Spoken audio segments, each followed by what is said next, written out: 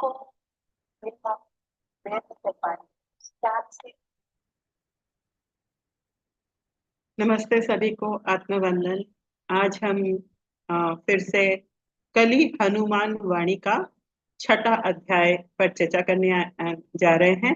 और दीपाली साहेबाल भुवनेश्वर से, जो कि स्पिरिचुअल काउंसलर भी हैं, मेंटोर भी हैं और कई जगहों पर प्लेटफॉर्म्स पर कई सेशंस ले चुकी हैं, आज फिर से हमें चैप्टर 6 के बारे में बताने जा रही हैं। तो दीपाली, थैंक यू, आप इतना समय लेके हमें ये स्टोरी बहुत ही अच्छी तरह से सुना रही हैं। तो बहुत बहुत वेलकम है आपका फिर से दोबारा इस प्लेटफॉर्म पे। Thank you and welcome. Thank you Anuradha ji. Thank you सभी दर्शकों को जो हमारे साथ इसमें लाइव सेशन में जुड़े हैं, साथ ही यूट्यूब द्वारा।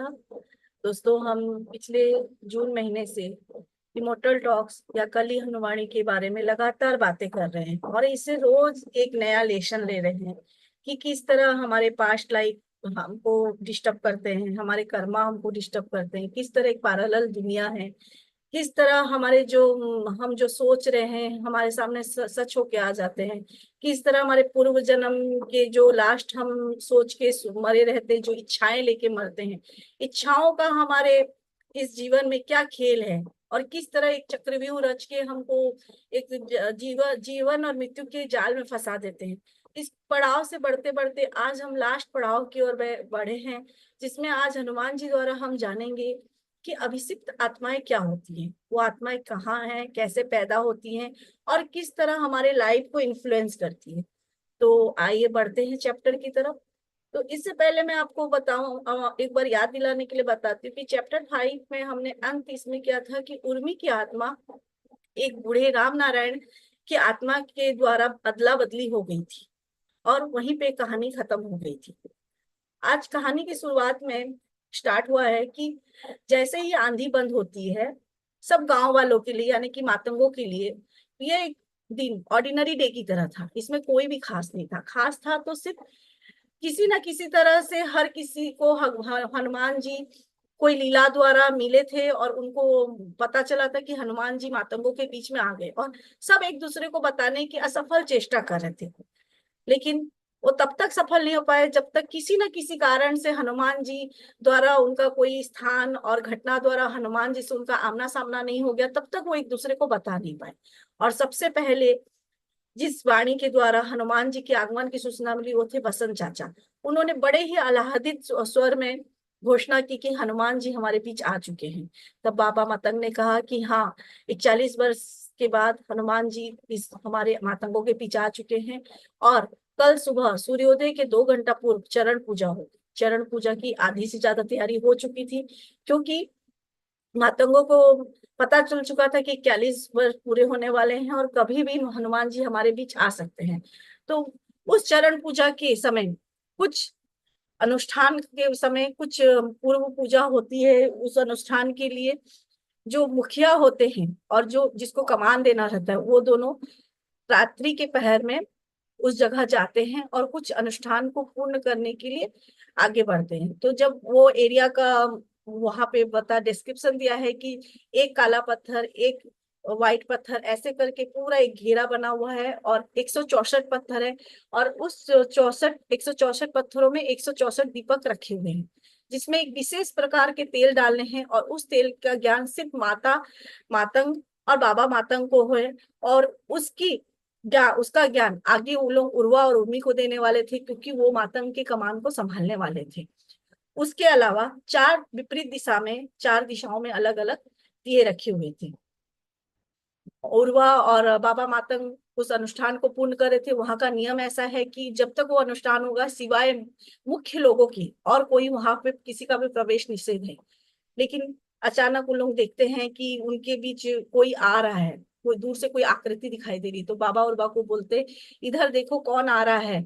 और उन्होंने उर्वा को आदेश दिया कि तुम जाके उसे रोको, कौन आ रहा है, क्योंकि इस व्यक्ति को यहाँ पे आना अभी निषेध है। आदेश पाकर उर्वा दौड़ता है और वो देख के चकित हो जाता है कि, और उसकी गति धीमी हो जाती है कि वो और कोई नहीं, चाचा बसंत है। वो क्वेश्चन करता है कि चाचा जी आप यहाँ, क्या आपको क्या पता नहीं है कि यहाँ पे चरण पूजा का अनुष्ठान स्थली है और यहाँ पे आपका मतलब किसी का, मेरे और बाबा के अलावा यहाँ आना किसी का भी वर्जित है। बसंत बोलते मुझे खेद है, मुझसे त्रुटि हो गई। वो ऐसे बोल रहे थे जैसे कोई नींद में वो बड़बड़ा रहे हैं या नींद में चल के आ गए हैं, लेकिन उनका मतलब हाव भाव ऐसे बता रहा था जैसे कोई चोर का कोई चौकीदार से सामना हो जाता है और उसकी चोरी पकड़ी जाती है। और वो बात को टालने के लिए बोलते हैं कि मैं यह सत्र का पहला यजमान हूँ, मेरे को कहीं बेचैनी हो रही थी इसलिए मैं यहाँ टहलने आ गया, मेरा इस अनुष्ठान में विघ्न पैदा करने का कोई प्रयोजन नहीं है। अपने उन चाचा को, बसंत चाचा के दूर जाने के बाद उर्वा वापस चरण पूजा के स्थल में आ जाता है। बाबा पूछते हैं कौन था वह और उसके यहाँ आने का क्या प्रयोजन था।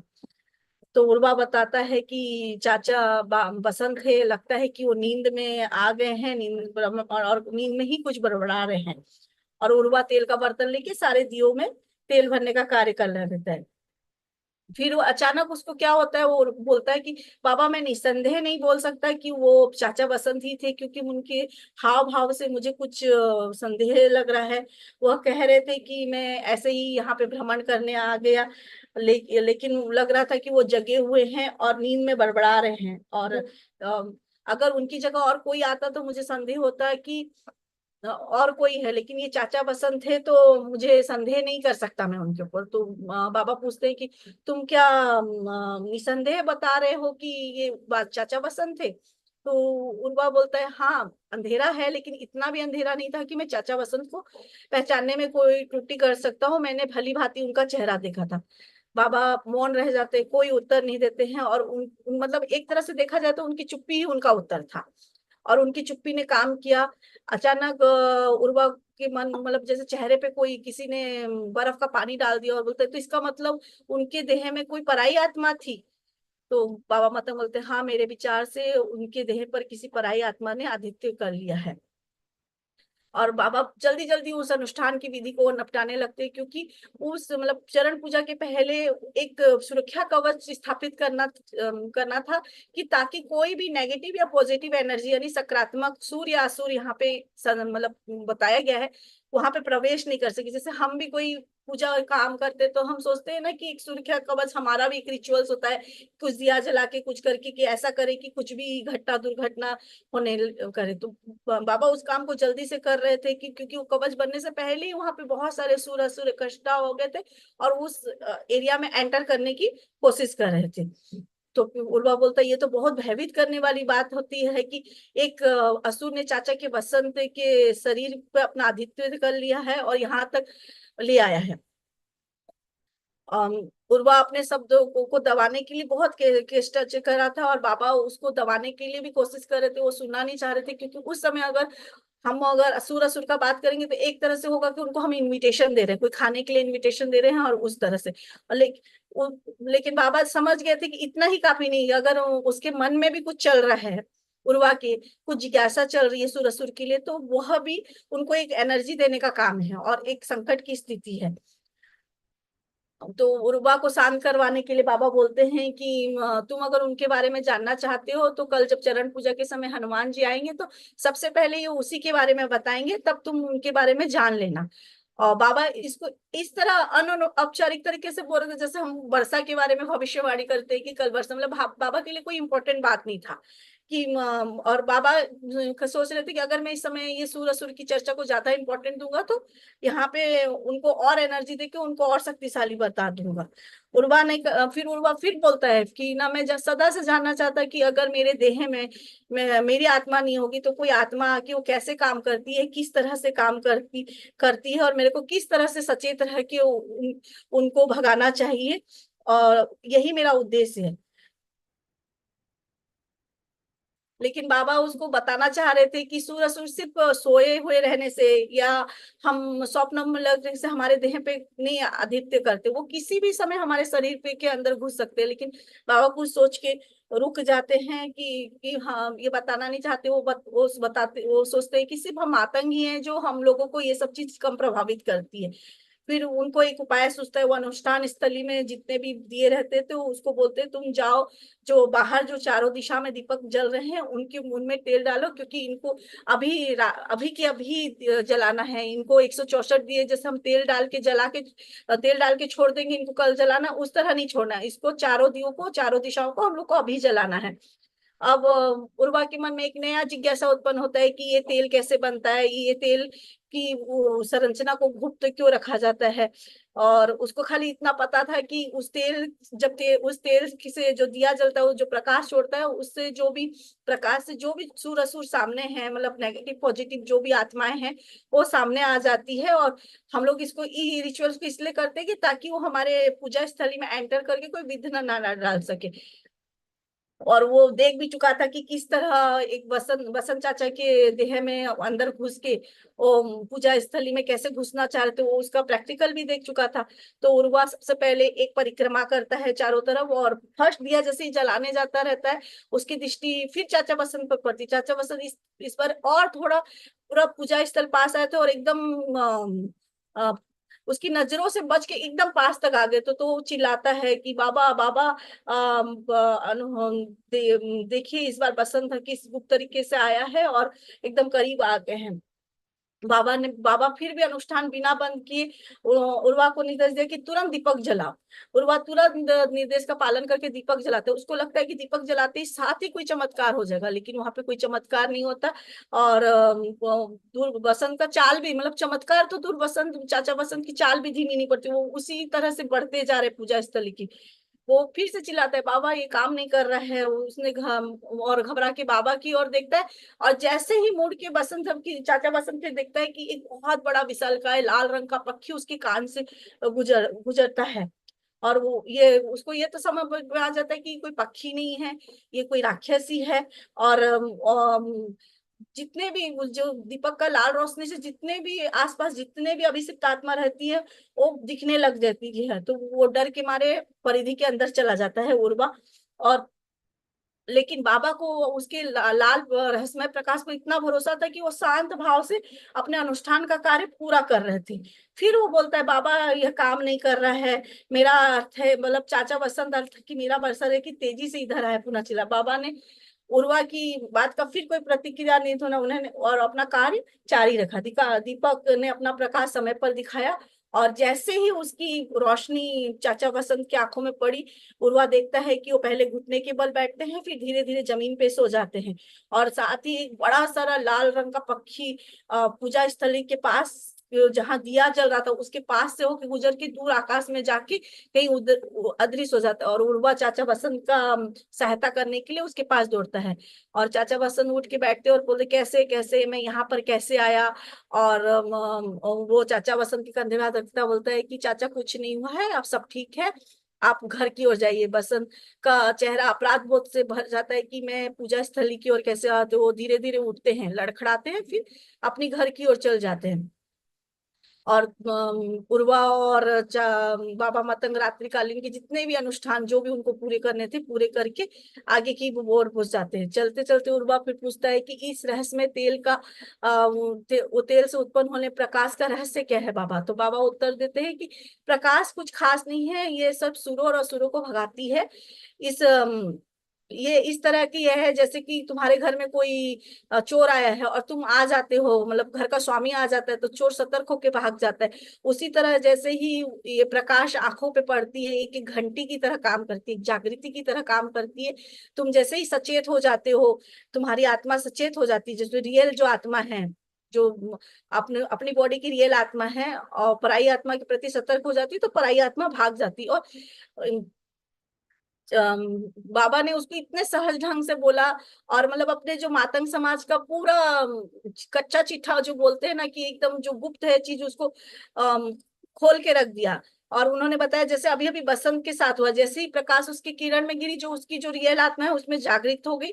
और अभिषिक्त आत्मा तब तक ही हमारे देह में रख सकती है कि जब तक हमको उसकी उपस्थिति के बारे में ज्ञान नहीं हो। और हम लोग मतलब वो सचेत नहीं हो जाते, वो तब तक जागती रहती है। और इस तरह बातों बातों में मातंग समाज का पूरा गुप्त रहस्य उजागर कर दिया। और वो इतना सरल था कि उर्वा का तेज दिमाग, जो कि हमेशा जटिल वस्तुओं को समझाना चाहता वो समझ नहीं रहा था। बाबा सिर्फ इतना ही कह रहे थे कि तेल में कोई खास नहीं है, सारी शक्ति हमारी आत्मा में ही है। जैसे ही वो प्रकाश की रोशनी हमारे आत्मा में पड़ती तो अभिषिक्त मतलब अभिषिक्त वो तेल का प्रकाश जो लो है, दीपक का लो है, वो एक घंटी की तरह काम करता है कि तुम सावधान हो जाओ। जैसे कोई गांव में कोई चौकीदार है, बार बार बोलता है जागते रहो, दुनिया भर की आवाजें निकाल के गांव के लोगों को सतर्क रखता है चोरों के प्रति, वैसे ही ये तेल काम करती है। वो उसका मतलब वो सावधान कर देती है आत्मा को कि अब हम सचेत हो रहे हैं।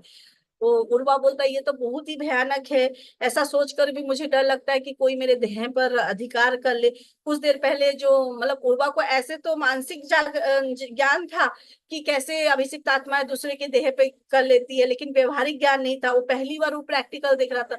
तो जो चाचा वसंत के साथ हुआ, उसके माथे पे कहीं पे पसीना छोड़ दिया था। तो बाबा उसको बताते हैं, बोलते कि आपकी अपनी आत्मा भी उतनी ही पराई है जितनी पराई आत्मा। और ऐसा बोलते हुए मतलब जो बहुत ज्यादा नॉलेज है, मतलब अनुभवी दृष्टि बोलते हैं, बाबा का पूरा दृष्टि उसके चेहरे पे घुमा कि कहीं उर्वा भी तो कोई अभिषिक्त आत्मा के बस में नहीं हो गया है। और क्योंकि उर्वा जिस तरह की बातें कर रहा था, जिस तरह से बात कर रहा था, बाबा को कहीं ना कहीं आशंका होता है। जब बाबा को पूरी तरह विश्वास हो गया कि उर्वा कोई भी संक्रमित आत्मा के आक्रमण में नहीं है, तो बोले जब कोई आत्मा स्वयं के देह की स्वाभानी मानती है तो वो सुप्त और अज्ञानी आत्मा है। मतलब हम अपने देह को अगर मान रहे कि मेरा ही देह है, तो एक तरह से हम अज्ञानी हैं। और जहां पे अज्ञान होता है वहीं पे दूसरी आत्मा हम पर आक्रमण करती है। तो वो बोलते हैं बाबा कि अज्ञान नहीं है, ऐसा चीज है कि हम दूसरी आत्माओं को अपने देह पे अस्तित्व देते हैं। ये जरूरी नहीं है कि अगर मैं जन्म से ही मेरी आत्मा मेरे शरीर में है तो मरने पर्यंत रहेगी। कभी भी मेरी आत्मा में कोई भी आत्मा आदित्य कर सकती है, ऐसा उसको समझाते हैं। और उर्वा और बाबा के बीच यही सब बात होते होते उर्वा अपने डेरे पे जाके सो जाता है। और क्योंकि हम लोग का माइंड ऐसा है कि हम लोग जो लास्ट में बात करते हैं वही हमारे दिमाग में घूमता है। तो उर्वा को जब नींद आती है तो उसको इसी तरह के सपने आते हैं। तो चरण पूजा निश्चित समय मतलब अर्थात सूर्योदय के 2 घंटे पहले ठीक शुरू होता है। पूजा स्थल में सबसे पहले ब्रह्मजन एंटर करते हैं। जो ब्रह्मजन वो है जो 41 साल पहले हनुमान जी से ज्ञान ले चुके थे, वो सब। और उनमें सबसे आगे थे बाबा और माता। उन्होंने मंत्रोच्चारण, बहुत सारे मंत्रोच्चारण किए। उन मंत्रोच्चारण में था जो उनके शाश्वत काल से चली आ रही जो परंपरा थी मातंगों की, उसका गुणगान था। और साथ ही एक पीढ़ी से दूसरी पीढ़ी को सौंपने के उत्तरदायित्व सौंपने का विवरण भी था। उसके पश्चात वो लोग उर्वा और उर्मी को आमंत्रित करते हैं, क्योंकि बाबा और माता के पश्चात उर्वा और उर्मी को ही उनका संभालना था। और उन्हें पूजा स्थल की परिधि में जो 164 दिए रखे होते हैं उसको जलाने का आदेश देते हैं, हाँ, कार्य देते हैं। और ब्रह्म जो उनके कार्य का, उस कार्य में उनका सहयोग देने के पहले कुछ मंत्र उच्चारण करते, क्योंकि वो जान रहे थे कि चारों ओर कुछ आत्माएं घूम रही हैं जो देह रहित है। तो उनको देह रहित भी हम लोग नहीं बोल सकते, क्योंकि वो कभी भी किसी देह में प्रकट देह को ले लेती है। और अगर वो किसी का देह नहीं लेते तो वायु में स्थित होती है, तो यानी कि उनका वायु भी उनका देह है। फिर वो लोग इस तरह का मंत्र बोलते हैं। वो लोग पूछते हैं उर्वा और उर्मी को, क्या आपको पता है आप एक देह हैं? आप एक देह हैं? आप एक देह नहीं हो, आपकी एक देह है। क्या आपको पता है आप एक देह नहीं हो, आपकी एक देह है? मतलब कितना बड़ा मर्म है कि हमारी जो आत्मा है, हम हम एक देह नहीं है, हमारी देह है। मतलब हमारी आत्मा की देह, हम खुद देह नहीं है। तो और उर्वा और उर्मी उत्तर देते हाँ हमें बोध है, हाँ हमें बोध है। फिर उसके बाद उन्हें बोले आप एक मन हो, आपका मन नहीं है। मतलब आपका मन है, आपका एक मन है, लेकिन आप पूरे मन नहीं हो, आप अपने मन को अपना नहीं मानो। फिर उर्वा और भी बोलते हैं हाँ हमको बोध है, हम आपको बोध है। फिर वो लोग बोलते क्या आपको बोध है? आपका अस्तित्व कई स्तरों पर है, जैसे चेतना, बुद्धि, मन, विवेक और चित्त। और आप इन स्तरों में से कोई नहीं हो। आपकी मतलब अस्तित्व हमारा कई स्तर, लेकिन हमारा ये भी हमारा कोई भी स्तर नहीं, क्योंकि हम एक आत्मा है। आपको क्या आपको बोध है आप एक आत्मा हो? वो बोलते हाँ हमें बोध है, क्या हमें बोध है? फिर वो पूछते क्या आपको सुर और असुर वर्ग की अभिषिक्त आत्माओं का बोध है? तो वो लोग फिर बोलते उनमें हाँ हमें बोध है, हमें बोध है। फिर वो लोग बोलते 41 वर्ष में एक होने वाली इस महान पूजा में सकारात्मक भावनाओं की बाढ़ आई हुई है। सूर अर्थात देह रहित आत्मा और मानव जीवन के सकारात्मक रसों का स्वाद लेती है, यहाँ पर बड़ी संख्या में एकत्रित है। वे हमारी देह के माध्यम से हमारी सकारात्मक भावनाओं को पान करने का प्रयास करेंगी। क्या आपको बोध है? उर्वा उर्मी बोलते हैं हाँ हमें बोध है, हाँ हमें बोध है। फिर वो लोग पूछते हैं जहां पर सकारात्मक भावनाएं होती वहां नकारात्मक भावनाएं अपने आप आ जाती है। असुर अर्थात देह रहित आत्माएं जो मानव जीवन के नकारात्मक रसों का पान करती है, यहाँ बड़ी संख्या में अपनी क्रियान्वित करने के लिए, अपनी योजना को क्रियान्वित करने के लिए कितने, क्या आपको बोध है? और हमारी देह के माध्यम से वो पूरे यहाँ पे नकारात्मकता फैलाना चाहिए। क्या आपको बोध है? वो बोलती हाँ मैं बोध है, हाँ मन। यह मंत्र उच्चारण करने के बाद परिधि में जितने 164 दिए हैं वो जला देते हैं, और वो 164 दिए जलाते हैं उनकी जो लाल रोशनी निकलती है, लगता है कि सामने एक बड़ा सा लाल रंग का दीवार बन गया। वो दीवार नहीं था, वो जितने भी नकारात्मक असुर थे वो थे। और जो लोग वहां पे थे उन लोगों को लग रहा था वो लोग कोई अंधेरे में गुफा में है। उसके बाद मतलब वो जो असुरों का झुंड है वो दीवार का भ्रम फैला रही है। उसके बाद जो वृद्ध मातंग है, मतलब बाबा और माता, वहां अग्नि कुंड में जो यज्ञ कुंड है वहां पे पहुंच के लकड़ी के माध्यम से अग्नि देवता को आमंत्रित करते हैं, और अग्नि देवता बिना समय लगे वहां पे उत्पन्न हो जाते हैं।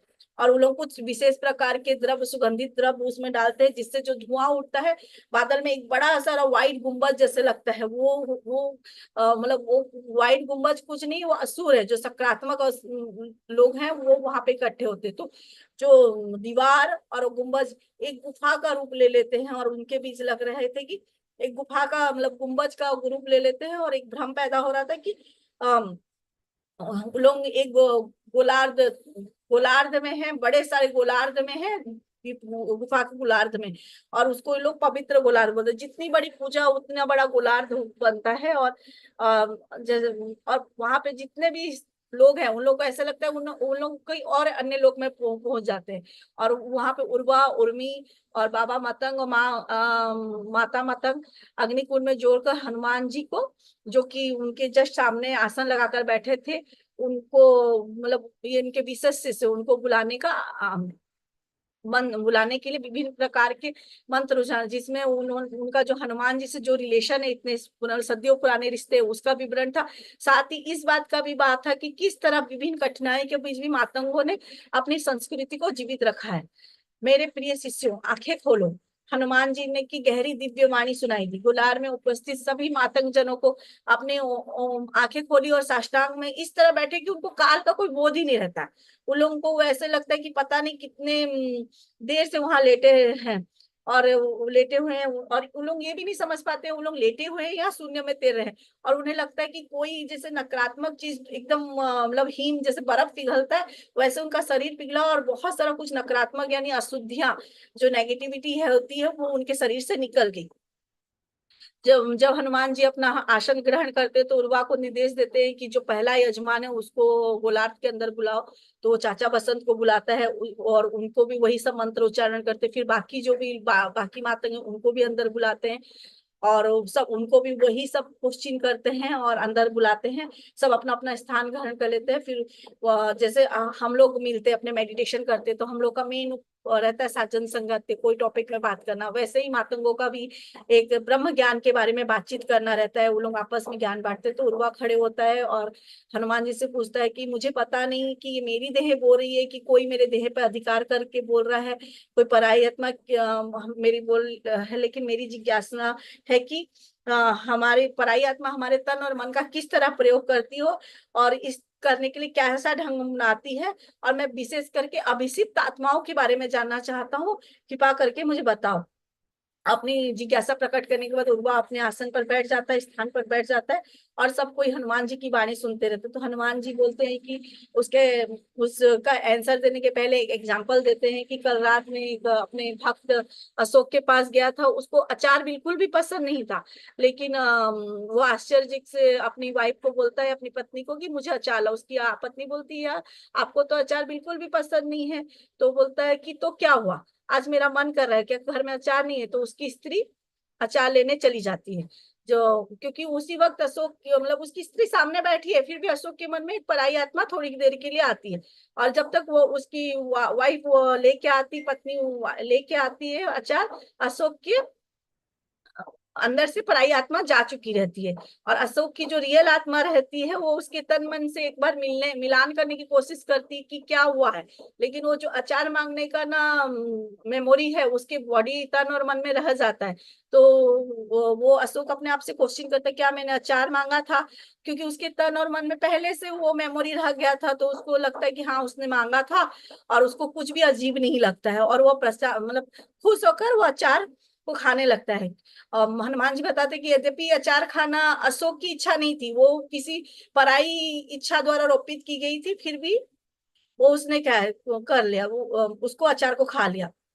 हनुमान जी बताए प्राय पराई आत्मा जिस भी तन मन में घुसती उसी के अनुसार ढल जाती। और हम लोग को कुछ अंतर लगता भी है ना, तो हम लोग सोचते हैं कि ये कोई मतलब नॉर्मल ही है, और हम उसको अनदेखा कर देते हैं और स्वाभाविक मान लेते हैं। अगर हम लोग को कोई परिवर्तन लगता भी है हमारे बिहेवियर में कि कुछ की हमारे घर वालों को, तो हम लोग या हमारी आत्मा भी उसको स्वाभाविक मान लेती है, नॉर्मल मान लेती है, और उसी के हिसाब से ढल जाती है। तो वो बताते हैं हनुमान जी की अशोक की आत्मा के साथ भी उसने ऐसा ही हुआ, उसने दूसरे की आत्मा द्वारा इच्छा रोपित को अपनी इच्छा मान लिया।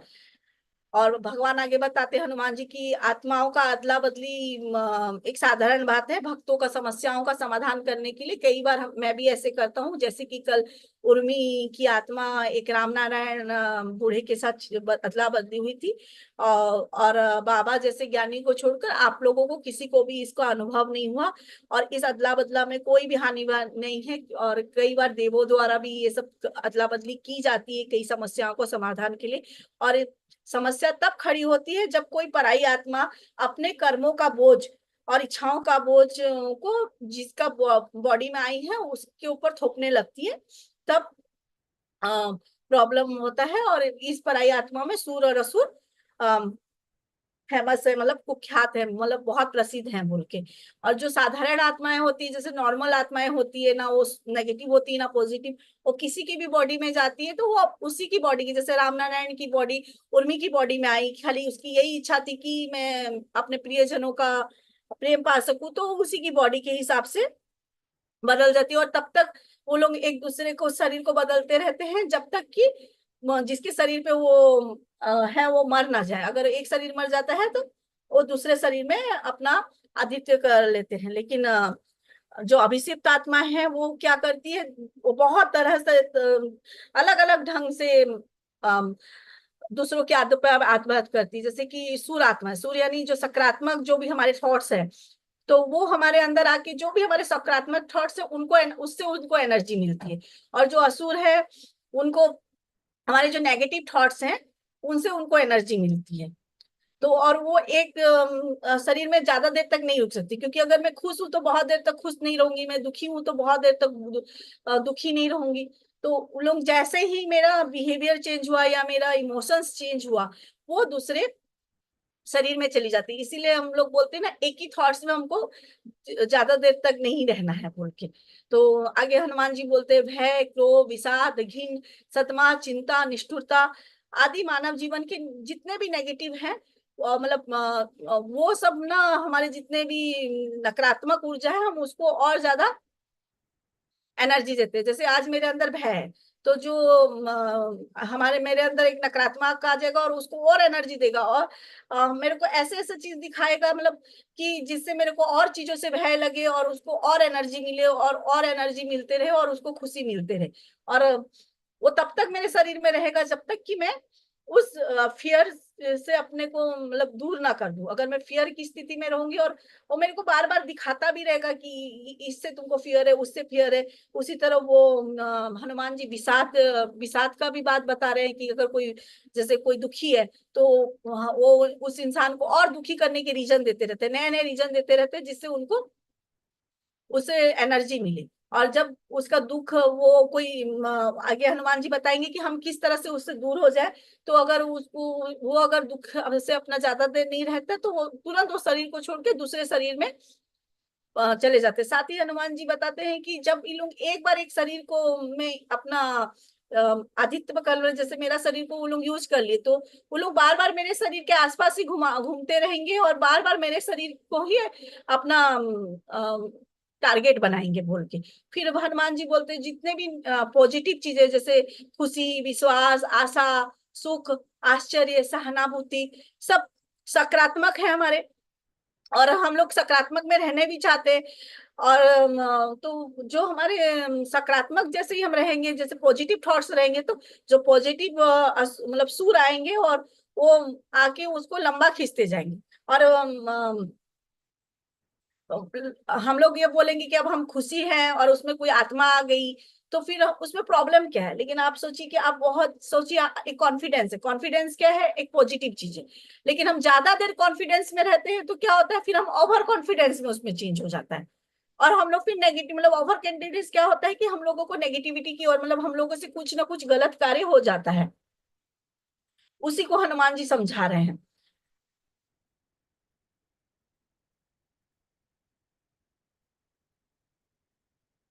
तो हनुमान जी बोलते हैं कि किसी, जैसे हनुमान जी यहाँ पे एग्जाम्पल दिए हैं, जैसे मैंने कॉन्फिडेंट का एग्जाम्पल दिया, हनुमान जी बोले कि विश्वास भी एक अच्छा चीज है, हम किसी के ऊपर विश्वास करें ये अच्छी बात है। लेकिन वो क्या करते हैं, वो हम लोगों को इतना विश्वास, मतलब एक ही चीज, मतलब बार बार आप लोग एक ही इमोशन में रहते हैं, तो वो क्या होता है, विश्वास अंधविश्वास में चेंज हो जाता है। और अंधविश्वास क्या होता है, खतरनाक होता है, क्योंकि हम अपने शत्रु के ऊपर भी विश्वास करने लगते हैं। फिर वहां पे फिर एग्जांपल देते हैं कि क्रोधित होना भी हमारा एक मानवीय स्वभाव है। और जब हम क्रोध होते हैं तो फिर से असुर हमारे अंदर आक्रम मतलब हमारे अंदर तन मन से जुड़ जाते हैं, और हमको नए नए कारण दिखाते हैं कि कैसे हम, मतलब बिना रीजन के, जैसे बोलते हैं ना, इसको तो बिना वजह ही गुस्सा आ जाता है। ये तो छोटी छोटी बात पे गुस्सा हो जाता है, तो उसको ऐसे ही गुस्सा दिलाने का काम करते रहते हैं कि ताकि उनको और ऊर्जा मिले। फिर हनुमान जी मिठाई का देखिए, हमको मिठाई खाना बहुत पसंद है, लेकिन मिठाई खाना ठीक है, लेकिन उसका लत लगना बुरा है।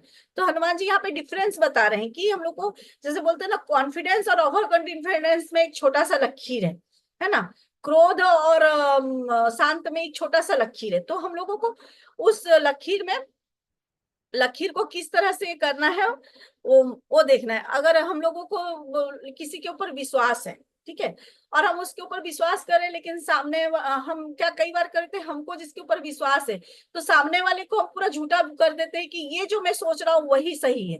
और इस तरह विश्वास करते करते क्या होता है कि हमको सामने वाले से घृणा हो जाती है, तो फिर एक नेगेटिविटी आ जाती है हमारे अंदर। तो फिर ससुर के साथ असुर भी आते हैं।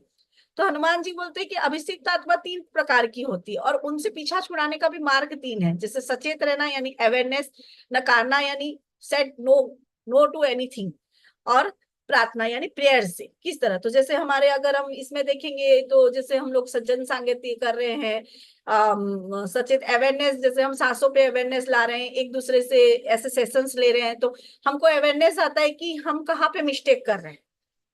तो ये बहुत बड़ा एक प्लेटफॉर्म है हमारे लिए कि जानने के लिए कि किस तरह से हम ज्ञान की बातों को लेते हुए अपने आप को आगे बढ़ा सकते हैं। फिर हनुमान जी आगे बताते हैं कि कुछ अभिषिक्त आत्मा चोरों की तरह होती है।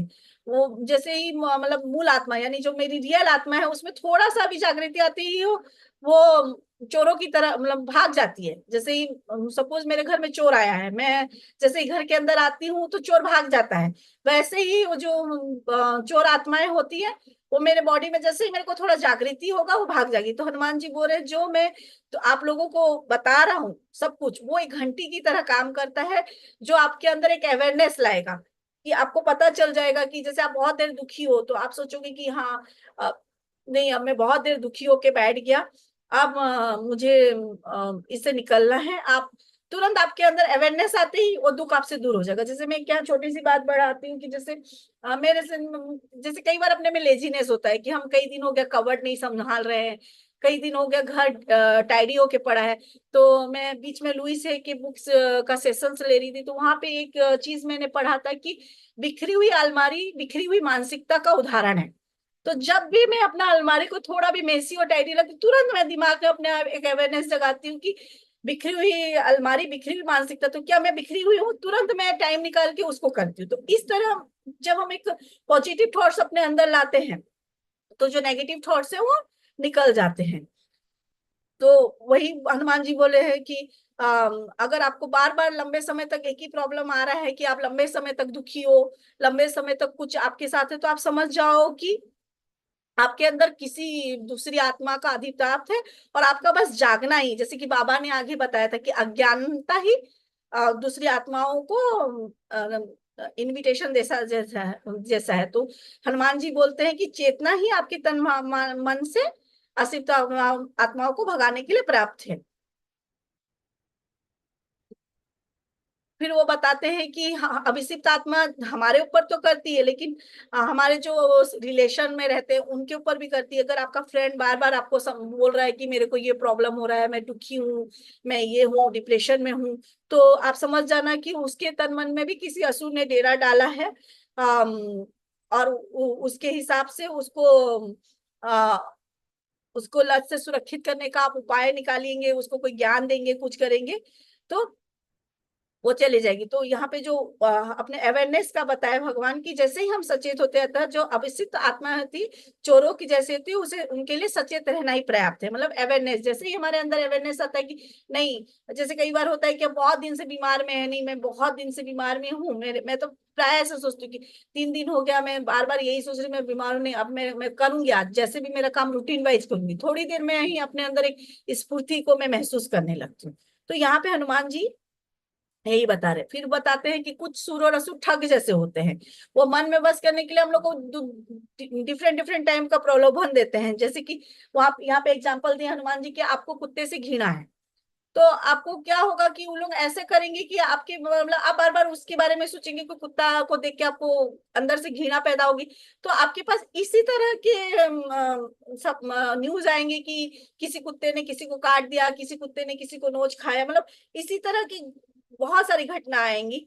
और मतलब आपको कुत्ते का काटना इतना भयानक नहीं होगा, आप कुत्ता से इतना घृणा करने लगेंगे कि आपको लगेगा कि मैं कुत्ते को मार ही डालूं। तो यहाँ पे हम लोगों को अवेयरनेस रहने की जरूरत है। तो जैसे यहाँ पे मैं और एक एग्जांपल दूंगी कि जैसे ना मेरी बेटी है, तो जब वो टीन एज में थी तो मुझे बहुत डर लगता था कि उसके साथ कुछ गलत ना हो जाए, उसके साथ कुछ गलत नहीं हो जाए। तो मैं ऐसे ही एक सेशन ले रही थी, तो एक सर ने बताया कि जब हम किसी चीज के बारे में बार बार सोचते हैं, कि हम न्यूज़पेपर में पढ़ रहे हैं कि वहां रेप हो गया, हम वहां ये हो गया, और बार बार उसके बारे में सोच रहे हैं, तो वैसे ही न्यूज को हम आकर्षण करते हैं, जैसे हम लोग लॉ ऑफ अट्रैक्शन समझते हैं। तो हमको वहां पे उस बारे में सोचेंगे नहीं। तब मेरी सोच में बहुत बड़ा ड्रास्टिक चेंज आया, और मैं सोचना ही छोड़ दी कि मेरी बेटी कैसी है क्या है, मैं अपने काम में बिजी रहती हूँ। तो वही यहाँ पे हनुमान जी वही बोल रहे हैं कि हम जब बार बार एक ही चीज को सोचते रहते हैं, तो हम मतलब अब हम लोग इतने नेगेटिविटी में चले जाते हैं कि हम एक विक्टिम, इतने विक्टिम मोड में चले जाते हैं कि कुछ भी करने के लिए राजी हो जाते हैं। फिर हनुमान जी बताते हैं कि बाहरी संसार मतलब बहुत असीमित है, लेकिन हम लोग क्या देख रहे हैं, जितना हमको दिख रहा है वही सीमित है। तो वो हम हमारे जो जीवन में असुर नए नए नाटक ला के नए नए तरीके से दिखाएंगे कि किस तरह हम ज्यादा देर घृणा में रहे, किस तरह हम नकारात्मकता में रहे, क्रोध भय चिंता निष्ठुरता इस तरह होगा। तो ऐसे में हम लोग को नकराना, जैसे बोलते सेज नो टू एनीथिंग। तो हम दूसरा चीज जो नकराना कि हम आपको जैसे बताई मैं अलमारी वाला बात, तो हम अपने आप को मोटिवेट करेंगे उस टाइम में कि अगर हम ज्यादा देर दुखी है तो कोई अच्छा चीज सुन के, अच्छा मोटिवेटेड सुन के, कुछ अच्छा देख के, कुछ भजन करके, कुछ संग अच्छे लोगों के साथ बैठ के करेंगे। जैसे को हनुमान जी बताते हैं, जैसे कोई ठग कुछ बेचने आता है, हम तब तक उसको नहीं बोलते हैं ना कि जब तक वो चला ना जाए। तो उसी तरह कोई भी इमोशंस है, इमोशंस ही सोच लीजिए, यहाँ पे संकेत के रूप से सुर और असुर बताया गया है। तो उसमें हम लोगों को तब तक उसको नहीं बोलना है कि जब तक हम उसे उभर नहीं जाए। फिर वो एक और एग्जांपल दिए कि हम अगर कुत्ते से प्यार करते हैं, तो ये एक तो एक दया और प्रेम की भावना है, इसमें कोई मतलब हानि भी नहीं है। और हम बोलेंगे कि बहुत से जो महान व्यक्ति रहते हैं उनके अंदर भी प्रेम और दया भावना, लेकिन समस्या ये है कि जब हमारे अंदर प्रेम और दया भावना ज्यादा रहेगी, तो सुर भी हमारे अंदर कर लेंगे, और हम लोगों को इतना कुत्ते से प्रेम हो जाएगा कि हम इंसानों से घृणा करने लगेंगे। तो वहां एक नकारात्मकता आ जाएगी हमारे अंदर। तो भगवान यहाँ ये समझाना चाह रहे हैं कि हम सोचते हैं कि नेगेटिव और पॉजिटिव एक दूसरे के विपरीत है, लेकिन यहाँ नेगेटिव और पॉजिटिव का एक दूसरे से गठबंधन है, और वो दोनों एक दूसरे से मिल के काम करते हैं ताकि वो दोनों एक ही शरीर पर जमा हो सके। जैसे मैंने कॉन्फिडेंस और ओवर कॉन्फिडेंस का आप लोगों को एग्जाम्पल दिया। तो वो मतलब हम अगर एक ही इमोशंस में रहते हैं, तो हमारे और हमारे फ्रेंड्स, हमारे जो सोशल लाइफ है उसके बीच एक खाई पैदा हो जाती है कि तो इसीलिए हनुमान जी बोलते हैं इन सब समस्याओं से उभरने के लिए हमारे पास एक ही चीज है कि हम जो भी चीजें हो रहे हो, जो भी इमोशंस में है, ज्यादा देर अगर खुशी के इमोशंस में है, ज्यादा देर अगर दुख की इमोशन, किसी भी इमोशंस में हमको ज्यादा देर नहीं है, उनको नकार देना चाहिए। और अब एक एग्जांपल देते हैं बसंत जी का, कि वो बताते हैं कि जैसे ही हम उन लोग हमारे लाइफ से चले जाएंगे, हमारा जीवन नॉर्मल हो जाता है। फिर बोलती है ये दोनों सुर और असुर के अलावा एक और आत्मा होती है, अभिषिक्त आत्मा, जो दुष्ट आत्मा होती है। और वो इतनी उपद्रवी, मतलब इतना खुखार होती है, हमारे तन मन पर राज करती है। वो बसंत के जीवन, मतलब चाचा बसंत के बारे में स्टोरी बताते हुए बोलते हैं कि एक बार चाचा बसंत जंगल में शहद लेने गया, कोई टहनी के ऊपर चढ़े हुए थे। उसको पेचीदा टहनी, मतलब वो इतना पेचीदा था कि उसके ऊपर एक चिड़िया का घोंसला था। और चाचा बसंत बहुत संभल के चल रहे थे कि किसी तरह वो घोंसले के अंदर के जो अंडे हैं टूटे नहीं।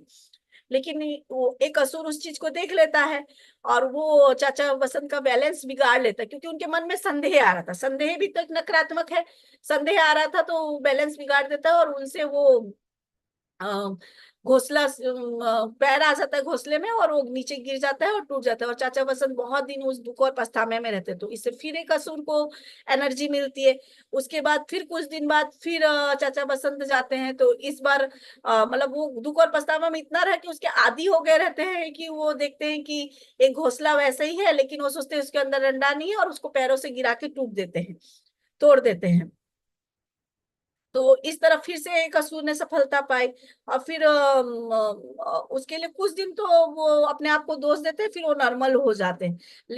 जबकि चाचा बसंत ने कुछ नहीं किया था, ये असुर ने किया था, लेकिन चाचा बसंत उसके लिए खुद को दोष दे रहे थे। फिर इस तरह उनके शरीर पे बस करते करते, जैसे तन और बुद्धि में अर्पित करते करते, तन बुद्धि और विवेक में अधिकार करते करते, अब उनके संस्कार तक असुर पहुंच गया था। एक दिन बाबा उनको बोलते हैं कि जाओ नीली चिड़िया के पंख लाओ। तो मातंगों का एक रूल होता है कि वो कभी भी कोई जिंदा पक्षी को नहीं मारेंगे, जो भी चिड़िया का पंख नीचे गिरा होगा उसको लाएंगे।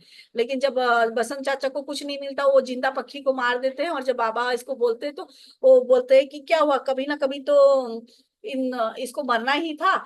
इस तरह जो मातंगो, तो मातंगों के भी जो कलह उत्पन्न हुआ, जो वाद विवाद हुआ, उससे भी एक असुर को उस एनर्जी मिली।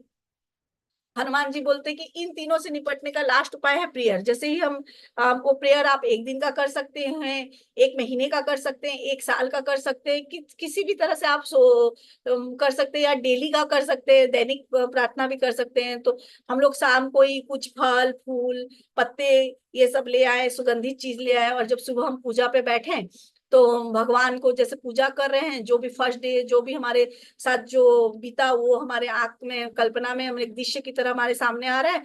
उसके साथ साथ हम भगवान को वो दृश्य भी अर्पण कर दिए, तो वो भगवान का हो गया। साथ ही जो भी दुख पीड़ा है, जो भी खुशी है, वो भी हम वो भगवान को अर्पण करते जा रहे हैं। जैसे बोलते हैं ना, भगवान आपको अर्पण, तो वो हम वो देवता के नाम कर दिए, तो वो देवता का हो गया। तो हम इस तरह वो भगवान, जैसे बोलते हैं ना, कोई एनर्जी हमको कोई संकट से बचा रही है, तो वो संकट से हमें बचाती है। तो भगवान बोले जीवन चाहे आपका कोई सकारात्मक रस दिया हो या नकारात्मक, सब देवता के नाम कर देते हैं। जब ना तो हमारे जीवन में सकारात्मक रहती है ना नकारात्मक, और सूर असुर हमारे मतलब बॉडी में डेरा डालने के लिए कोई कारण ही नहीं रह जाता है। और इस तरह की प्रार्थनाएं, मतलब प्रेयर्स, हमारे मन को शुद्ध करती है। जो आज हम मेडिटेशन भी कर रहे हैं, क्या कर रहे हैं, अपने मन को शुद्ध करने के लिए कर रहे हैं। तो हम लोगों को डेली इस तरह की चीज करना चाहिए कि ज्यादा किसी भी इमोशंस में ज्यादा देर के लिए नहीं रहना चाहती है। तो फिर यहाँ पे क्वेश्चन होता है कि जो आत्मा है, अभिषिक्त आत्मा है, या जो सूर असुर है, क्या हमेशा के लिए इस पृथ्वी पर रहते हैं? तो भगवान बोलते हैं ना, ना जैसे हमारी आत्मा को, हमारी देह ज्यादा देर पृथ्वी तक नहीं रह सकती, वैसे हमारे आत्मा का भी एक पीरियड ऑफ टाइम लिमिट है, कि उसी लिमिटेशन के अंदर हमारी आत्मा को जाना है। और फिर वो एग्जांपल देते हैं कि सपोज अगर हमारी आत्मा एक मतलब रास्ता है, और हमारी देह रथ है, तो हम रथ की तरह उस रास्ते पे जा रहे हैं। अगर हमको कोई रीजन नहीं मिला, जब तक हम मुक्त नहीं हुए, तब तक तो ठीक है। और हर दिन एक नई आत्मा उतर रही है, रोज तो एक तो मतलब सोच लीजिए, लेफ्ट साइड जो है नेगेटिव चीजों का है, राइट साइड पॉजिटिव चीजों का। अगर हमारी आत्मा जो जिस रीजन से पृथ्वी पे आई है उसका वो रीजन नहीं मिला और वो सही टाइम पे नहीं गई, तो हम भी एक अभिषिक्त आत्मा बन जाएंगे और एक इस भीड़ का काम, भीड़ का एक हिस्सा बन जाएंगे। तो हमको क्या करना है, अपने अंदर ज्यादा इच्छाएं नहीं रखनी है। और जब तक हमारे अंदर, हम जब तक ये सकारात्मक और नकारात्मक आत्माओं से के इमोशन से झूलते रहेंगे, तब तक हम एक शरीर से दूसरे शरीर को ग्रहण करते रहेंगे। जब इन सब से निकल जाएंगे तभी हमको मोक्ष प्राप्त होगी। तो भगवान बता रहे हैं कि जब हम इस मार्ग में, और मतलब जैसे कि हम बता रहे कि सोल हमारा मार्ग है और रथ हमारा शरीर है, बाहर आकर बाहर आते हैं तो जैसे ये संसार अनंत तक नहीं है, संसार का विनाश होना है, वैसे ही हमारे संसार के विनाश से पहले हमको कोशिश करना चाहिए कि हम मोक्ष की प्राप्त करें। और अगर हम ऐसा नहीं कर पाते हैं तो हम ये असिक्त आत्माओं के साथ ही रह जाएंगे। और जो नया संसार बनेगा विनाश के बाद, तो उस संसार में भी हम भटकते रहेंगे। और हनुमान जी का लास्ट में बहुत बड़ा अच्छा ही शब्द है कि हम सब भाग्यशाली हैं, क्योंकि यह शब्द हमारे तक पहुंच रहे हैं और यही हमको मोक्ष का रास्ता दिखाएगा। तो इसी के साथ हमारा इमोर्टल टेक्स्ट यानी कली हनुमानी का चैप्टर 6 खत्म होता है और पहला पार्ट खत्म होता है। तो मेन यहाँ हनुमान जी हमको यही समझा रहे हैं कि हमको किसी भी इमोशंस में ज्यादा देर नहीं रहना है। और उसका वो 3 रास्ता भी दिखाया है कि हमको अवेयरनेस भी रहना है, नहीं भी बोलना है, और साथ में प्रेयर्स करना है। तो जो हमारे प्रियशम्स के है 4 पिलर्स, हम उसको अपना लेंगे। साथ ही अपने में हमें अवेयरनेस के साथ रहेंगे, और हम जिस रीजन से आए हैं पृथ्वी में उस रीजन को बार बार ध्यान देंगे।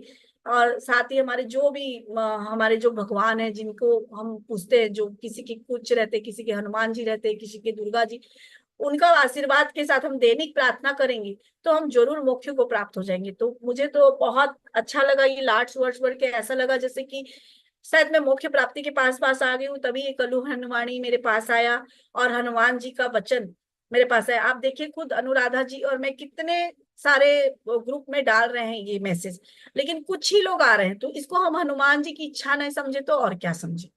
Thank you friends.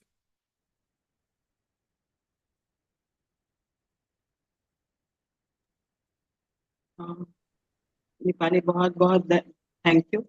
और जैसे कि मैं बता रही हूँ कि 6 चैप्टर हम लोगों ने 1.5 महीने में कंप्लीट कर लिए, और 3 वक्त आए, और आप ही इसमें से ज्यादा चैप्टर्स लिए हैं, तो उसके लिए बहुत बहुत थैंक यू।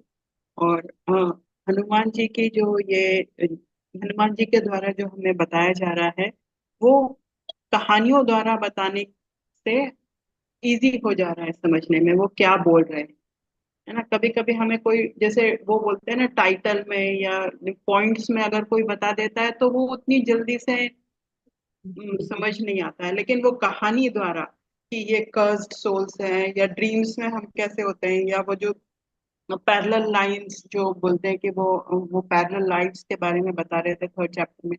तो इस तरह करते करते एक तो जो जितनी भी मतलब में समझ है, या जो समझ नहीं भी आता है, उसको कहानी द्वारा, या उर्वा की कहानी, या वो अपने आने की कहानी, उसके द्वारा धीरे धीरे हमें समझा रहे हैं। और हमें एक किस्म से जैसे बोलते हैं ना कि मल्टीपल मल्टीपल एग्जाम्पल देके वो कॉन्सेप्ट से समझाए जा रहे हैं, चाहे वो कर्मा की थ्योरी हो, या ये समझने की थ्योरी हो कि भाई मैंने ही ये चूज किया है ना। जो शुरुआत में हुआ था कि वो जो बच्चा था वो किसी को और को माँ बन, तो वही मैंने ही ऐसे चूज किया, तो तब ये मेरे सामने आया। तो इस तरह से जब हम उसका मनन करते हैं, बेसिकली हर चीज सुनने से नहीं, मनन करने से तब उसका समझ में आता है। तो ये जो कहानियां हम सुन रहे हैं 1 1 घंटे के लिए, पर उसमें जब हम डीप जाते हैं, अरे इसे क्यों बोला होगा हनुमान जी ने, जो आपने बोला कि उसका जो वो समाधान देते हैं या जो मैसेज देते हैं एंड में, तो वो बहुत ही मतलब मन में रखने वाली या मनन करने वाली बात होती है। तो उसके लिए बहुत बहुत धन्यवाद, ये किताब सामने लाने के लिए, इस चैप्टर को सही अच्छे से बताने के लिए बहुत बहुत धन्यवाद। और थैंक यू। सभी लोग जो जुड़े हैं उनके लिए भी बहुत धन्यवाद, क्योंकि सब जब जुड़ते हैं तो थोड़ी सी एक्साइटमेंट हो जाती है, थोड़ी सी एनर्जी आ जाती है सेशन में। Thank you. Thank you. Thank you Deepali, आप बहुत मेहनत से और बहुत अच्छे से एक्सप्लेन कर रहे हो। चाहे मैं तो ये देखती हूँ कि जितनी भी स्पिरिचुअल बुक्स हैं वो हमें यही गाइड कर रही हैं कि जो भी रियलिटी हमारे सामने आ रही है वो हमारी ही क्रिएट की हुई है ना। हम बार बार आप ये कह सकते हो कि हम बार बार फिर भी भटक जाते हैं। तो अगर पढ़ते रहे तो कहीं ना कहीं वो कहते हैं ना, पत्थर पे भी गड्ढा हो ही जाता है। तो बहुत अच्छा आप एक्सप्लेन कर रहे हो, बहुत अच्छा लग रहा है। Thank you so much. Thank you Ritam. Thank you Deepali ma'am, thank you Annapurna ji. बहुत अच्छे से आपने बताया कि सब चीज बैलेंस में होना चाहिए। नेगेटिव तो होना नहीं, पॉजिटिव भी इतना अति नहीं होना चाहिए, चाहे वो भी फिर वो नेगेटिव की अभी तरफ जाता जैसे है, मेरे चाहे बेटे वो। का 10th में 94% आया है, तो अब वो आईआईटी के लिए तैयारी कर रही, मैं उसको पढ़ने के लिए बोल दूं ना तो बोलता है आप लाए थे क्या 94%? मैं ले आया था ना। तो अब क्या आ रहा है उसमें, कॉन्फिडेंस, ओवर कॉन्फिडेंस आ रहा है।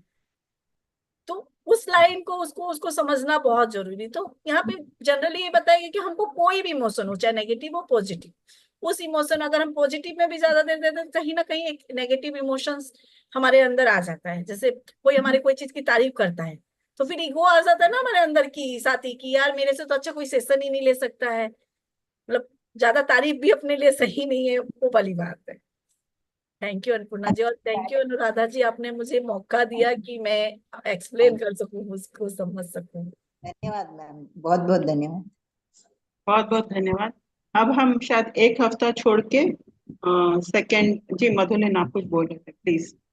Thank you Deepali ma'am, thank you Anuradha ma'am. बहुत अच्छा लगता है आपके आपसे सुनने में, आप बहुत अच्छे से एक्सप्लेन करती हो। तो लाइव हाँ, एग्जाम्पल के साथ ही सो इस बार तो आपने लाइव एग्जाम्पल भी दे दिया, बहुत ही अच्छा लगा मैम। ऐसा मुझे एक डाउट, एक कोई प्रश्न पूछना था। जैसे आपने बोला सुर असुर होते हैं, अपने हमारे शरीर में प्रवेश करते हैं, ये क्या सच में अभी भी होता है मैम? नहीं, वही तो मतलब मैं बोली ना, सूरज सूर्य एक संकेत, जैसे अनुराधा जी ने बताया कि हम स्टोरी को समझ सके, ये इमोशन ही है, अपने थॉट्स ही है, नेगेटिव एंड पॉजिटिव थॉट्स। जैसे गुस्सा है तो गुस्सा बोलते हैं ना, इसको तो बात बात पे गुस्सा आ जाता है। कोई से हम घृणा कर रहे हैं, हाँ ऐसे ही आपको अभी पॉजिटिव का, जैसे मैं अपने बेटे का भी दी, मैं अपने अलमारी का भी दी, बेटी का भी दी, तो ये मतलब नेगेटिव पॉजिटिव कोई आत्माएं नहीं है। मतलब वो बता रहे हैं कि जब हम इनसे ऊपर उठ जाते हैं, नेगेटिविटी में भी ज्यादा दे, मतलब पत्री जी भी क्या बोलते हैं कि ज्यादा किसी एक चीज में ज्यादा कोई इमोशंस में मत रहो, लाइफ को एकदम नॉर्मल लो। पत्री जी कभी खुद को बहुत बड़ा मास्टर या ज्ञानी ज्ञानी माने क्या, वो हमेशा क्या बोलते थे, सभी मास्टर हैं।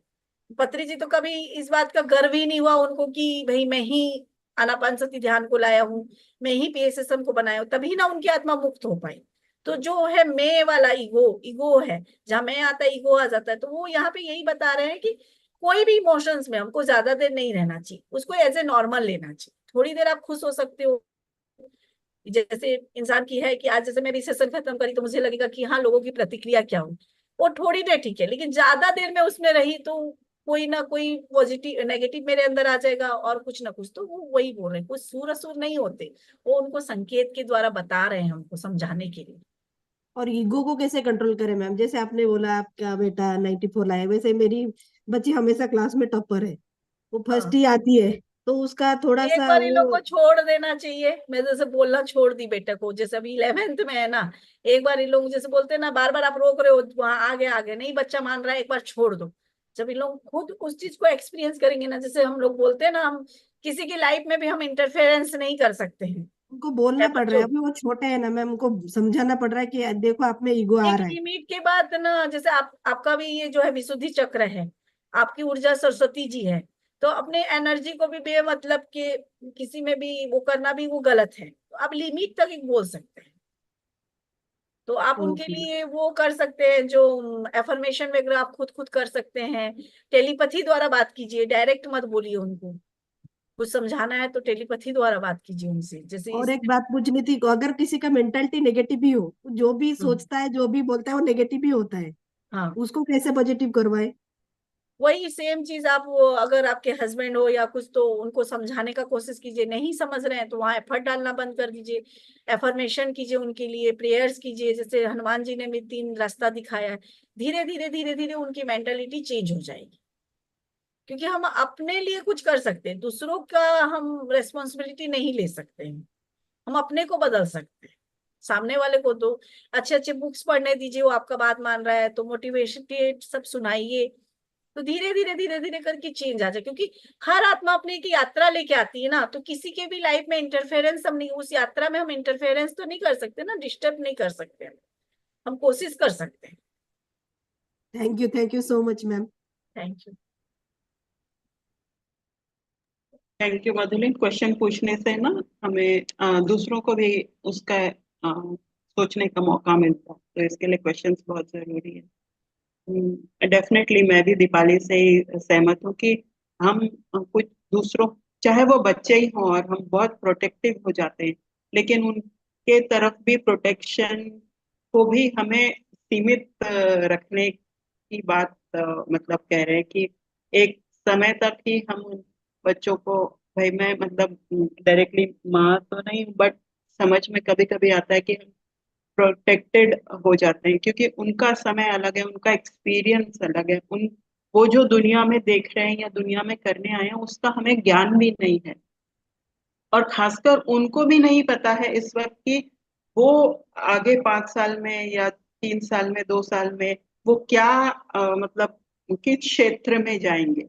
ये मैंने अपने स्वयं के अनुभव से, कि जब मैं शुरुआत में मतलब इस उम्र से गुजर रही थी तो मैंने क्या सोचा था और आज मैं क्या कर रही हूँ, तो उसका तो बिल्कुल ही मतलब हाँ, एक स्पेक्ट्रम ऑफ थिंग्स हमने किए हैं। आपने भी अपने जीवन में बहुत सारी चीजों को अनुभव करके, एक्सपेरिमेंट करके यहाँ तक पहुंचे होंगे, तो ऐसे बहुत डिफिकल्ट है ये कह पाना, क्योंकि हम लोग चाहते हैं कि अपने बच्चे सिक्योर हो जाएं जल्दी से, उनको ज्यादा मतलब जो डिफिकल्टीज है वो सामने ना आए। हाँ, लेकिन होता यही है कि उनको जो एक्सपीरियंस करना होता है वो एक्सपीरियंस करते हैं। Thank you so much ma'am. तो मैं बस इतना ही कह रही थी कि शायद अगले हफ्ते, ये कल ही हनुमान वाणी का कोई सेशन नहीं होगा, नेक्स्ट शायद हम 27 वाला जो 26-27 वाला जो हफ्ता है उसमें रखेंगे। और कल मिलते हैं। धारिणी जी हमें इंडिपेंडेंस डे के बारे में थोड़ा बहुत बताएंगी, और वर्गीस कुरियन जो कि एक अमूल मिल्क के एक फादर, या मिल्क अमूल मिल्क के रेवोल्यूशन को आगे बढ़ाने में उन्होंने सहायता की है, पर वो वाला सेशन 4:30 बजे होगा। कल 4:30 बजे मिलते हैं। वही हमारा इंडिपेंडेंस डे का भी सेलिब्रेशन। Thank Diwali you. बहुत बहुत थैंक यू धन्यवाद। Thank you all. Thank you. Thank you.